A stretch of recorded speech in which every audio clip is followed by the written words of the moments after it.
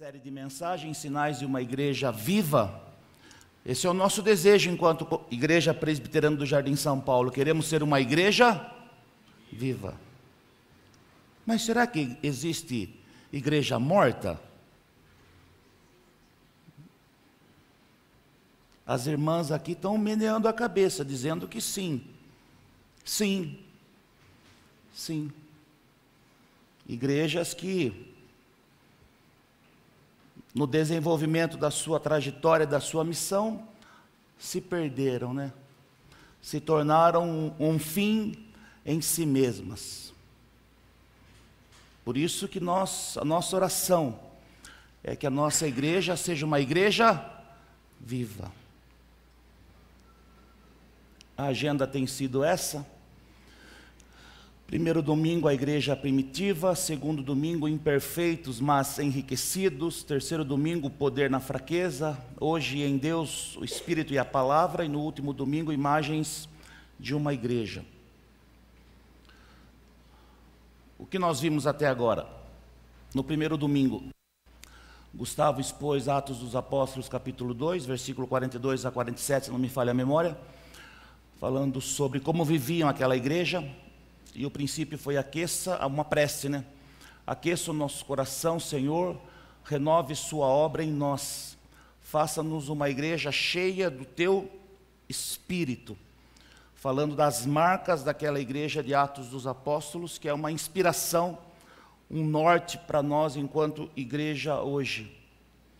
Tacinho pregou sobre 1 Coríntios 1, o Senhor tem enriquecido a sua igreja com todos os dons. O Senhor tem enriquecido a sua igreja com todos os dons necessários para o pleno desempenho do seu ministério no mundo. Não nos falta nem um dom. O Espírito Santo capacita a igreja local com todos os dons. Presbítero Sebastião, mas eu percebo que na igreja alguns ministérios não estão sendo exercidos. É uma pergunta. Pois é, tem gente que foi abençoada com um dom que não está exercitando. Domingo passado, Gustavo, continuando em 1 Coríntios, renuncia à sabedoria e ao poder desse mundo e creia que o poder de Deus se manifesta na e através da sua fraqueza. O Senhor quis se revelar a nós, a pessoas frágeis, a pessoas pequenas, não aos poderosos deste mundo. Foi o que aprendemos domingo passado. Uma palavra do John Stott, que tem sido o nosso guia. A palavra veio de Deus, a Bíblia. Enfoca-se em Cristo. Foi inspirada pelo a Santa Trindade, a Santa Trindade. Podemos definir a Bíblia como o testemunho do Pai sobre o Filho, dado através do Espírito Santo. É o que nós vamos falar hoje, a palavra e o Espírito Santo. Leremos o texto de 1 Coríntios 2, a partir do versículo 16. Entretanto, falamos de sabedoria entre os maduros, mas não da sabedoria desta era ou dos poderosos desta era, que estão sendo reduzidos a nada. Pelo contrário, falamos da sabedoria de Deus, do mistério que estava oculto, o qual Deus pré-ordenou antes do princípio das eras, para a nossa glória. Nenhum dos poderosos desta era o entendeu, pois se o tivessem entendido, não teriam crucificado o Senhor da glória. Todavia, como está escrito, olho nenhum viu, ouvido nenhum ouviu, mente nenhuma imaginou o que Deus preparou para aqueles que o amam. Mas Deus o revelou a nós por meio do Espírito. O Espírito sonda todas as coisas, até mesmo as coisas mais profundas de Deus. Pois quem dentre os homens conhece as coisas do homem, a não ser o espírito do homem que nele está? Da mesma forma, ninguém conhece as coisas de Deus, a não ser o Espírito de Deus. Nós, porém, não recebemos o Espírito do mundo, mas o Espírito procedente de Deus, para que entendamos as coisas que Deus nos tem dado gratuitamente. Dela também falamos, não com palavras ensinadas pela sabedoria humana, mas com palavras ensinadas pelo Espírito, interpretando verdades espirituais para os que são espirituais. Finalizando, quem não tem o Espírito não aceita as coisas que vêm do Espírito de Deus, pois lhes são loucura, e não é capaz de entendê-las, porque elas são discernidas espiritualmente. Mas quem é espiritual discerne todas as coisas, e ele mesmo por ninguém é discernido, pois quem conhece a mente do Senhor para que possa instruí-lo? Nós, porém, temos a mente de Cristo. Até aqui, meus irmãos. Vamos orar mais uma vez? Ah, Senhor, Senhor. Mais uma vez, Senhor. Mais uma vez nos colocamos na Tua presença, Jesus querido. Necessitados, carentes, precisando de Ti, Senhor. Precisando ouvir a Tua voz, a Tua direção, a Tua orientação. Sermos ministrados pela Tua palavra, através do Teu Santo Espírito, Senhor. Por isso, Senhor, nessa hora tão santa, Senhor, fale poderosamente aos nossos corações. Dá que possamos entender, Senhor, os mistérios do Senhor que são revelados através do Teu Santo Espírito, para que no dia de amanhã nós possamos viver a vida de uma maneira melhor que hoje, Senhor. Que amanhã possamos ser mais parecidos com o Senhor na lida diária da vida, Senhor. Oramos em nome de Jesus. Amém. Uma dica para a nossa compreensão. Um princípio importante para a compreensão de um texto é entender as razões do autor ao escrevê-lo. Isso é muito legal. Quando nós vamos ler um livro, é tentarmos entender por que o autor escreveu aquele livro. Nós estamos nos baseando na obra de John Stott, As Marcas de uma Igreja, Os Sinais de uma Igreja Viva. E quando nós lemos a obra do John Stott, há no nosso coração, na nossa mente, uma certeza.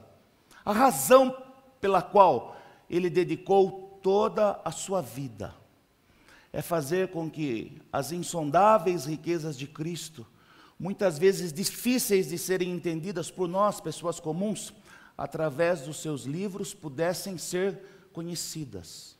Stott escrevia para que o Evangelho de Cristo fosse entendido por nós, e em sendo entendido por nós, fosse vivido. Essa foi a obra da vida deste santo homem.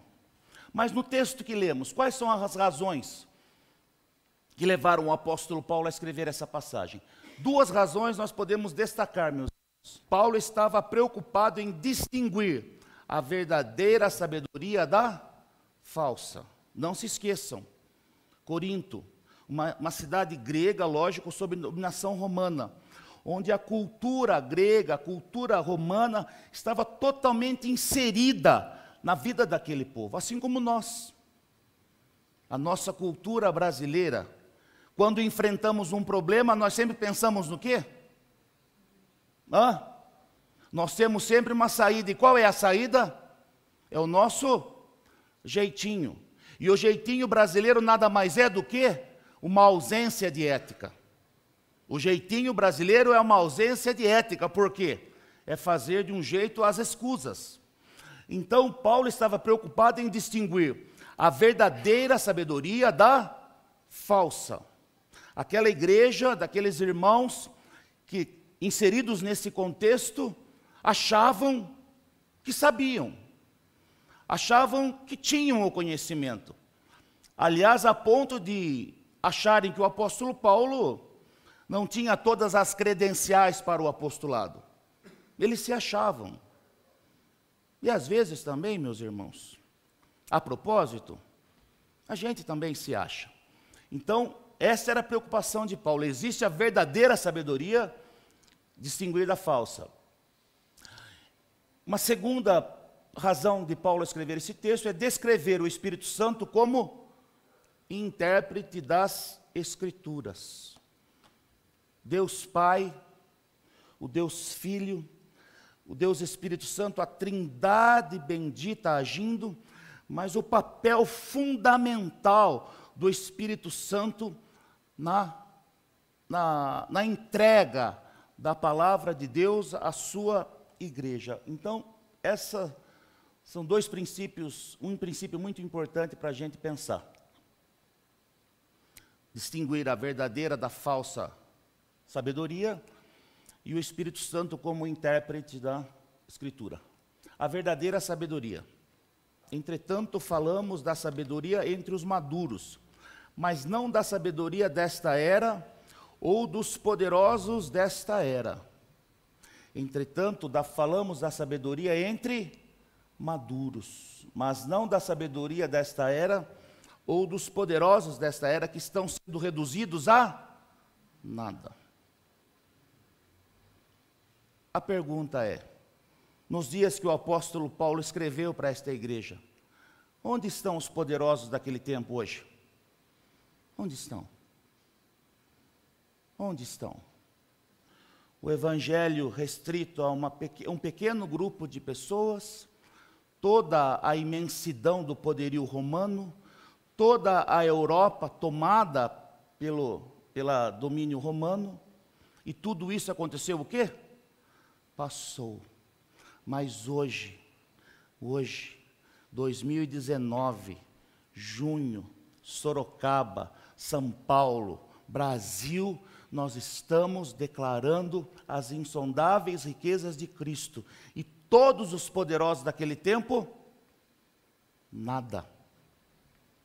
Pelo contrário, falamos da sabedoria de Deus, do mistério que estava oculto, o qual Deus pré-ordenou, antes do princípio das eras, para a nossa glória. Nenhum dos poderosos dessa era o entendeu, pois se tivessem entendido, não teriam crucificado o Senhor da glória. Todavia, como está escrito, olho nenhum viu, ouvido nenhum ouviu, nem mente humana nenhuma imaginou o que Deus preparou para aqueles que o amam. Algumas coisas que a gente pode aprender dessa sabedoria. Primeiro lugar, é para os nascidos de novo em Cristo, e só para não para os recém-nascidos na fé. É comida sólida, que os imaturos não têm condição de assimilar. Entretanto, falamos de sabedoria entre quem? Entre os maduros, mas não da sabedoria dessa era ou dos poderosos dessa era que estão sendo reduzidos a nada. A verdadeira sabedoria, meus irmãos, é para os filhos de Deus. É para aqueles que são nascidos de novo em Cristo. Mas para aqueles que são o quê? Maduros. Não para aqueles que são bebezinhos na fé. Vocês imaginem a macarronada que eu comi hoje. Não tem nenezinha aqui, né? Uma nenezinha de 1 ano se encarasse. O que ia acontecer? Se para mim já está meio aqui complicado, você imagine para um bebezinho. Então, essa sabedoria é para os maduros. Por isso que a igreja, os irmãos de Coríntio, não entendiam. Porque eles não eram maduros. Eles eram uma igreja de pessoas, de irmãos imaturos. De pessoas que não tinham entendido ainda o evangelho de uma maneira correta. Eles não tinham um entendimento correto das verdades de Deus. E olhem como isso é verdade. A maioria dos problemas nas igrejas acontece por quê? Qual é a fonte geradora dos problemas de uma igreja? A imaturidade dos seus membros. A imaturidade dos seus membros. Então, o apóstolo Paulo está falando que a verdadeira sabedoria é para os maduros. Olhem que Matthew Barrett nos ajuda. Todos os cristãos são potencialmente maduros em Cristo. Todos os cristãos. Agora, o detalhe, né? Embora apenas alguns sejam o que realmente todos deveriam ser. Eu pergunto, todos os cristãos amadurecem? A igreja é formada de cristãos maduros? Deveriam ser, deveria ser. Mas na prática nós sabemos que não. Por não serem maduros, não têm entendido a verdadeira sabedoria. Não têm buscado o verdadeiro conhecimento. Não têm buscado tornar-se parecido com Cristo. Acha que o estado em que está vivendo é aquele correto, normal, e não. A palavra diz, aquele que começou boa obra em vós, ele vai fazer o quê? Completá-la. Nós somos transformados dia a dia. Então, meus irmãos, todos os cristãos são potencialmente maduros, todos. Embora apenas alguns sejam o que realmente todos deveriam ser. O apóstolo Paulo está falando isso para aquela igreja. Vocês deveriam ser maduros. Mas, infelizmente, a maioria de vocês não é. A pergunta é, nós somos cristãos maduros? Nós estamos preparados para a verdadeira sabedoria? Nós estamos preparados? O que os cristãos maduros faziam nos dias do apóstolo Paulo, diante da iminência da morte? Qual era a resposta deles diante da morte? Qual era a resposta deles? Hoje, quando falamos da morte na igreja, assunto indigesto, pastor Gustavo. Os irmãos ficam se mexendo no banco, o pastor brinca que todo mundo quer ver Deus, mas não agora. A gente fica, nós somos uma geração que acha que se não pensar na marvada, a marvada não chega. Não é assim? Quando nossos filhos falam da morte, a gente fala, filho, não é para agora isso. Não é verdade? Mas os irmãos maduros nos dias de Paulo morriam. Morriam. Sem problema algum. Sem problema algum. Porque eles demonstravam com a vida deles que eles eram cristãos de fato maduros. Segunda questão. A verdadeira sabedoria de Deus, a verdadeira sabedoria vem de Deus e não do mundo. Pelo contrário, falamos da sabedoria de Deus, do mistério que estava oculto, o qual Deus pré-ordenou antes do princípio das eras, para a nossa glória.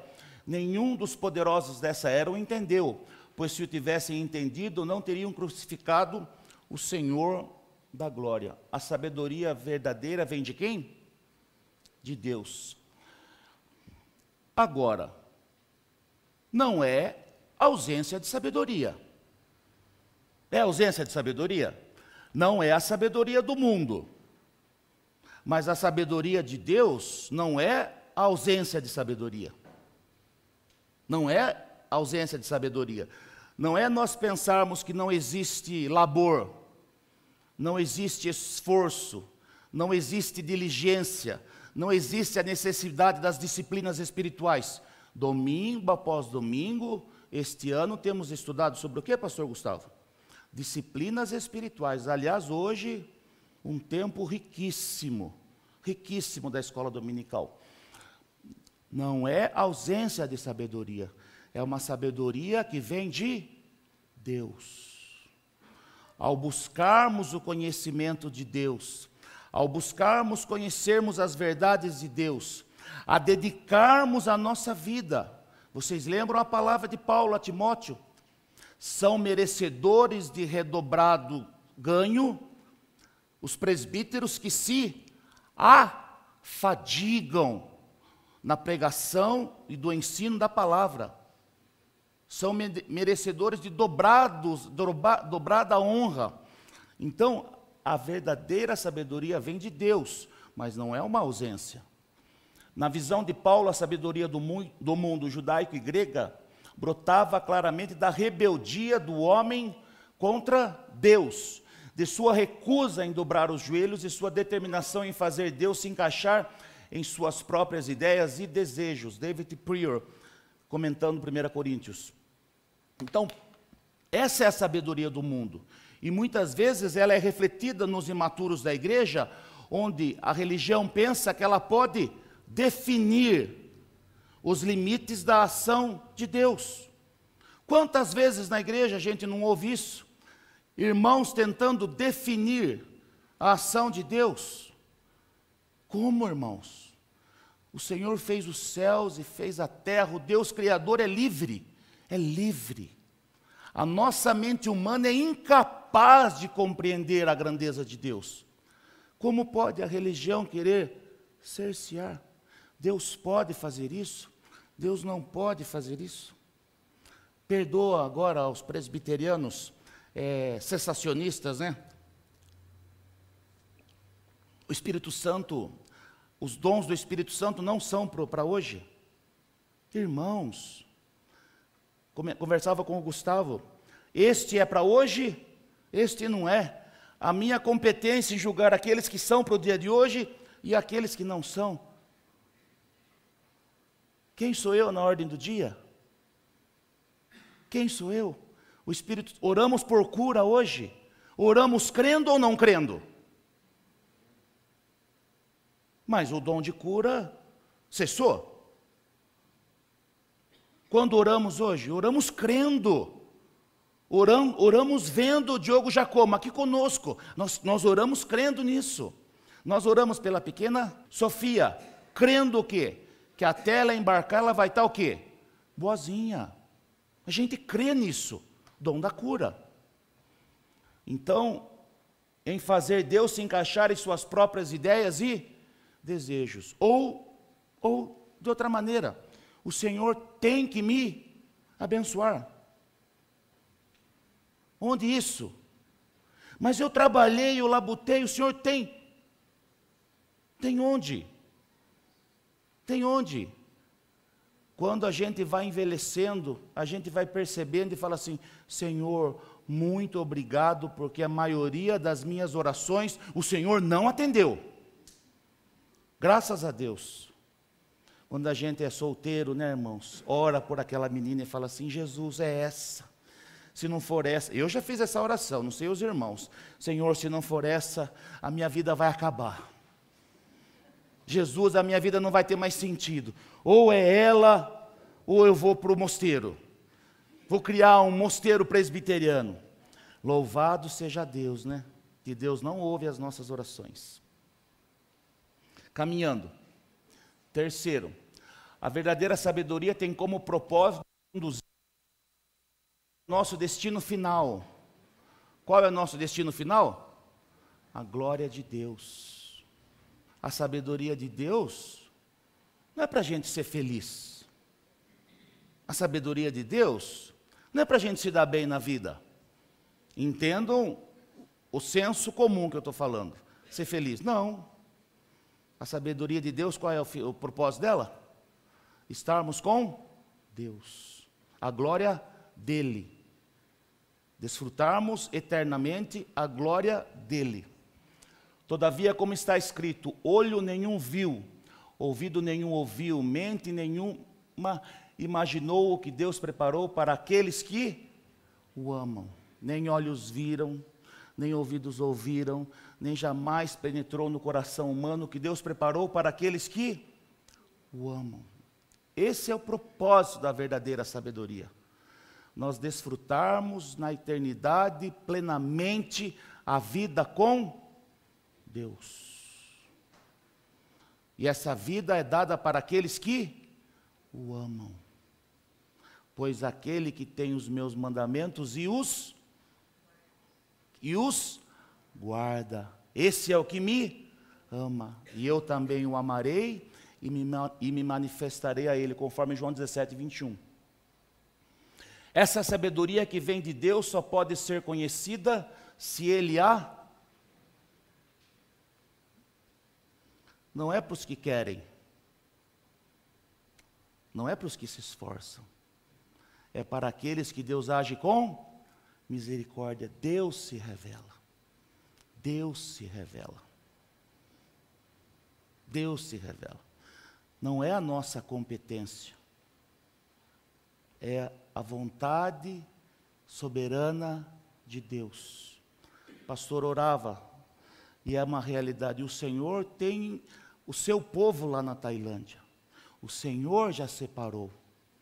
Tiago e Mila serão instrumentos. Instrumentos. É no Cristo crucificado que se encarna a sabedoria de Deus, conforme F. Bruce. Nós pregamos a Cristo e este crucificado. O apóstolo Paulo em Gálatas fala que se ele fosse gloriar-se em alguma coisa, no que ele se gloriaria? Na cruz. Na cruz. Então, essa é a verdadeira sabedoria. Agora, o Espírito Santo vai trabalhar no texto sagrado. Ele vai ser o agente disso. E como ele faz isso? Stott nos ensina. O Espírito esquadrinha, mas Deus o revelou a nós por meio do Espírito. O Espírito sonda todas as coisas. Ninguém conhece as coisas de Deus a não ser o Espírito de Deus. Stott nos diz assim: o Espírito Santo sonda o mais profundo de Deus, e só Ele tem uma compreensão plena da pessoa de Deus. E aqui é algo muito rico, meus irmãos. A gente imagina as coisas tudo meio etéreo, né? Não. O Deus Pai, o Deus Filho, o Deus Espírito Santo, numa comunhão perfeita. Por que nós somos relacionais enquanto cristãos? Porque o Deus eterno vive num relacionamento perfeito entre o Pai, o Filho e o Espírito Santo. E a pessoa do Espírito Santo, só ela é capaz do quê? De sondar todas as coisas, de conhecer o Senhor, Deus totalmente. E somente Ele pode fazer isso, esquadrinhar, conhecer. O homem conhece mais ou menos as coisas relativas ao homem, mas só o Espírito Santo pode revelar, conhecer, esquadrinhar, perscrutar as coisas de Deus. É o Espírito Santo que faz isso. É Ele que vai lá na mente de Deus e consegue entender, para que Ele possa nos trazer.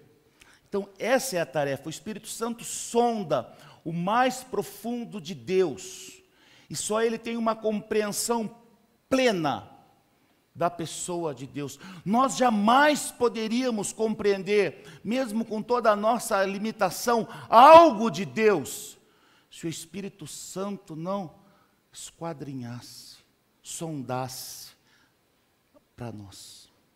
Então, o Espírito Santo esquadrinha, e o que ele faz com isso, com esse conhecimento? Ele revela. Mas Deus o revelou a nós por meio do Espírito. Nós, porém, não recebemos o Espírito do mundo, mas o Espírito procedente de Deus, para que entendamos as coisas que Deus tem nos dado gratuitamente. Todos nós, irmãos, recebemos de Deus a salvação. Os apóstolos também. Mas os apóstolos receberam uma revelação especial de Deus. Eles receberam a palavra de Deus. Tanto isso é verdade, que quando o apóstolo Paulo escrevia a carta às igrejas, como que as igrejas recebiam aqueles escritos? Como? Eles já recebiam aqueles escritos como palavra de Deus. Olha o que o apóstolo Paulo diz: esse mistério não foi dado a conhecer aos homens de outras gerações, mas agora foi revelado pelo Espírito aos santos apóstolos e profetas de Deus. Então, a quem o Espírito Santo revelou a sua palavra? Daí sim, o apostolado. O apostolado foi para aqueles homens, aqueles que caminharam com Jesus Cristo, aqueles que aprenderam com Jesus Cristo.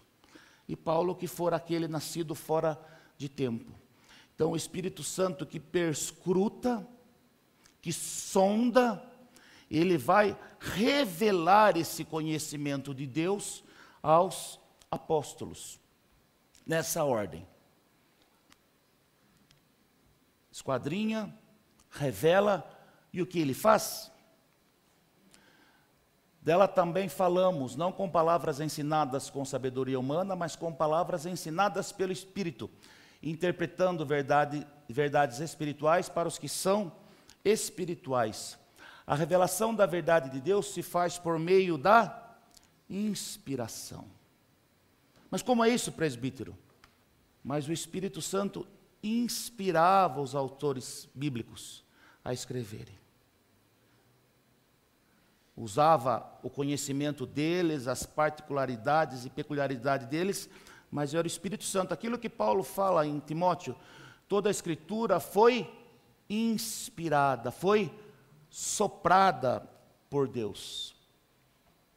O Espírito Santo falou suas palavras através das palavras dos autores bíblicos, de tal forma que as palavras dos autores bíblicos eram simultaneamente as palavras do Espírito Santo. Deus falou através dos autores humanos. A coordenação era do Espírito Santo. E ele usou os autores bíblicos. Mas não significa que não existia uma participação dos autores bíblicos. Mas eles foram o quê? Inspirados. Cheios do Espírito Santo de Deus. Tanto é que Pedro comenta que ele tinha um pouco de dificuldade para entender os escritos de Paulo, porque eram muito densos, complexos, difíceis de serem entendidos. O Espírito Santo, agora entra a nossa parte, chegou. Quem não tem o Espírito não aceita as coisas que vêm do Espírito de Deus, pois lhes são loucura, e não é capaz de entendê-las, porque elas são discernidas espiritualmente. Mas quem é espiritual discerne todas as coisas, e ele mesmo por ninguém é discernido. Pois quem conheceu a mente do Senhor para que possa instruí-lo? Nós, porém, temos a mente de Cristo. Então, o Espírito Santo esquadrinhou, revelou, inspirou os santos autores bíblicos para produzirem o texto sagrado. E agora nós, a igreja, o Espírito Santo ilumina, para que a gente tenha entendimento para entender as palavras sagradas escritas na Bíblia. Ele vai iluminando. E o nosso entendimento, enquanto presbiterianos, qual é? O Espírito Santo separa do nosso meio, alguns irmãos, os capacitando, os iluminando com uma densidade maior, para nos ensinar. E a igreja presbiteriana chama essas pessoas de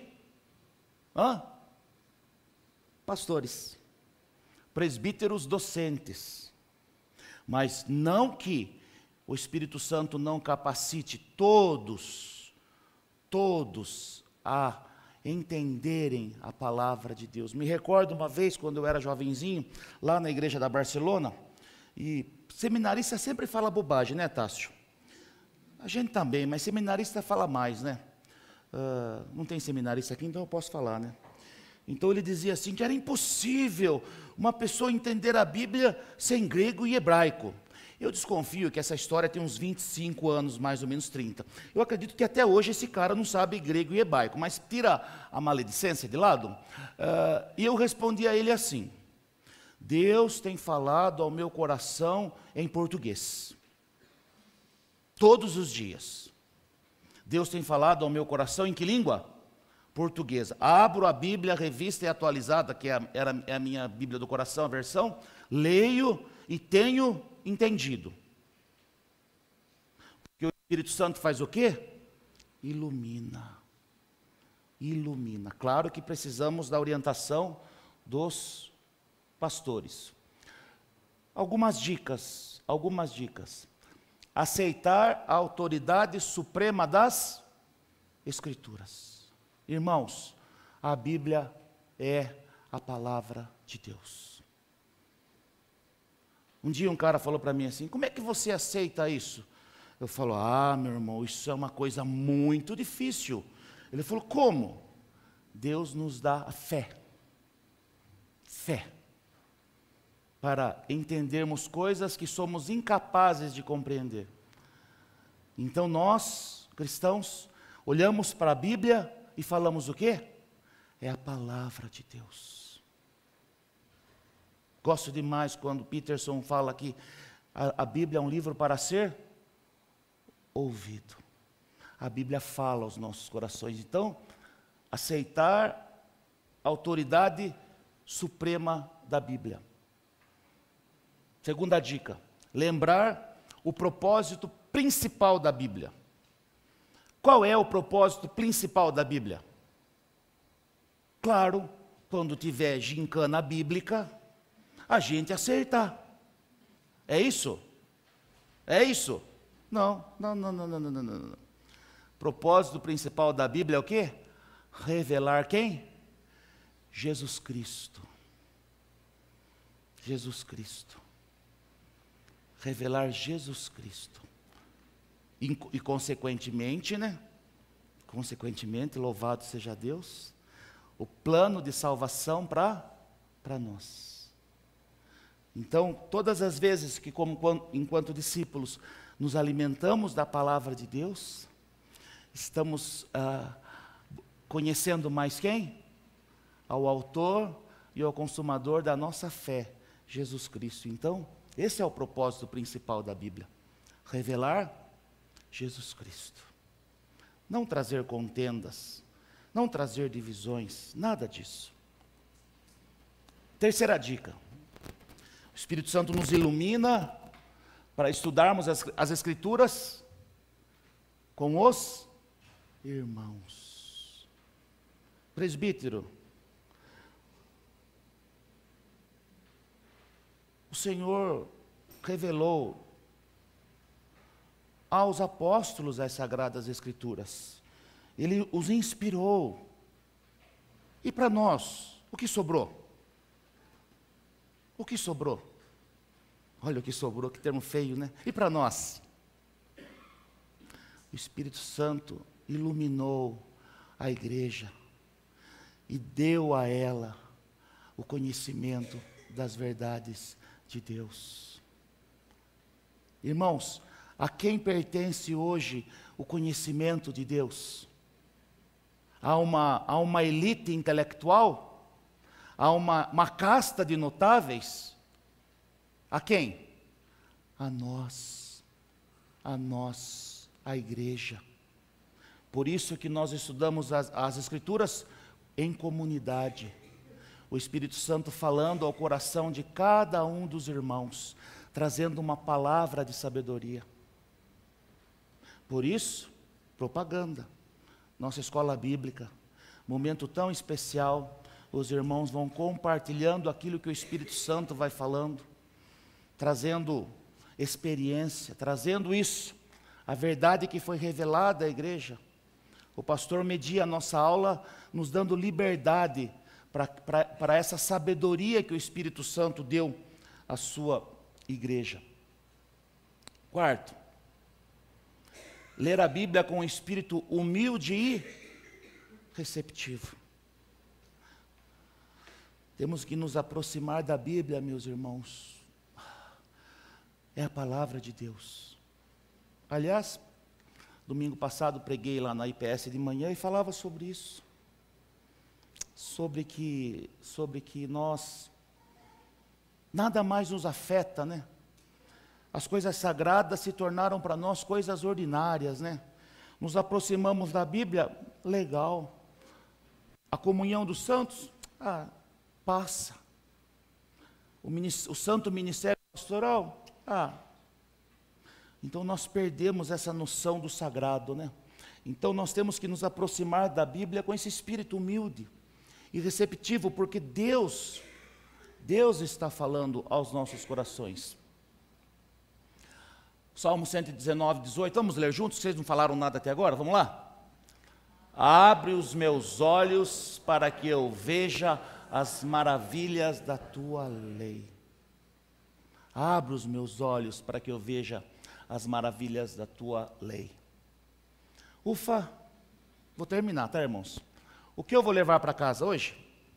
Me inspirei no Gustavo, uma prece. Vamos ler juntos? Vamos orar juntos?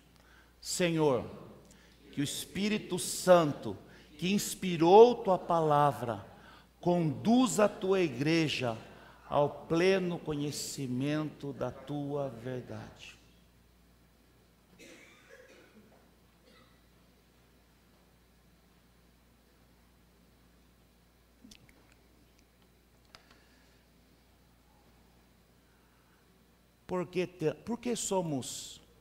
Porque às vezes nos sentimos tão frágeis. Porque como igreja nos sentimos tão pequenos. Porque como igreja às vezes nos sentimos tão pouco efetivos. Porque muitas vezes não temos percebido crescimento. Por quê? Não estamos sendo conduzidos ao pleno conhecimento da verdade de Deus. Narrativa do Antigo Testamento claríssima, claríssima. O povo se desviava de Deus. O que trazia novamente o povo a Deus? Um reencontro com a palavra. Lá em Esdras, Neemias, o livro estava perdido. Aliás, o povo nem sabia mais aquele idioma. Mas quando eles têm um reencontro com a palavra de Deus, o Senhor transforma a realidade. Então, meus irmãos, hoje, os sinais de uma igreja cheia do Espírito Santo, é novamente a Bíblia, vindo no centro da nossa igreja, no centro das nossas vidas. O Espírito Santo iluminando nossas vidas, para que nossas vidas sejam guiadas pela palavra de Deus. Não pela sabedoria do mundo, mas pela verdadeira sabedoria, revelada nas Sagradas Escrituras. Então a nossa oração, Senhor, que o Espírito Santo que inspirou tua palavra, conduza a tua igreja ao pleno conhecimento da verdade. Enquanto presbitério, meus irmãos, todas as últimas sexta-feiras nós temos orado pedindo a Deus, Senhor, derrama avivamento sobre nossas igrejas. Senhor, nós queremos que as nossas igrejas experimentem crescimento. Nós queremos que os irmãos das nossas igrejas experimentem novidade de vida, santidade, frutuosidade. E essa realidade, isso só será realidade quando nós tivermos novamente um reencontro com a palavra de Deus. Um reencontro com a palavra de Deus. Termino com Romanos 11:36. Vamos ler juntos? Pois dele, por ele e para ele são todas as coisas. A ele seja a glória para sempre. Amém. E para ele são todas as coisas. Da nossa vida, qual parte? Quais partes? Quais? Todas. Todas. Pensem nisso, meus irmãos, e Deus muito os abençoe.